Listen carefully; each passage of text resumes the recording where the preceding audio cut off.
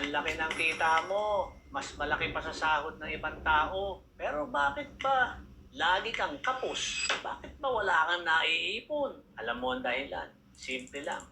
Hindi kita ang basihan ng yaman. Kahit gaano kalaki yung kita mo, kung mas malaki naman yung gastos mo, lugi ka pa rin. Para kang balde na may butas. Kahit punuin mo, nauubos pa rin. Maraming taong ganyan.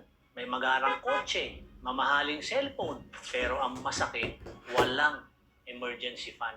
Yung iba, maliit nga ang kita, pero may ipon.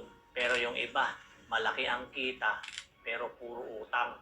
Alam mo ang sikreto, hindi sa laki ng kita, kundi sa galing mong manghawak. Mag-budget ka, mag-invest ka, mag-ipon ka. Kasi walang silbi malaking kita kung hindi mo alam hawakan ng maayos yung pera mo. Real talk lang, mga ma'am sir, kung laging wala kang pera, baka hindi sahod ang problema. Hindi ka lang marunong maghawak ng pera.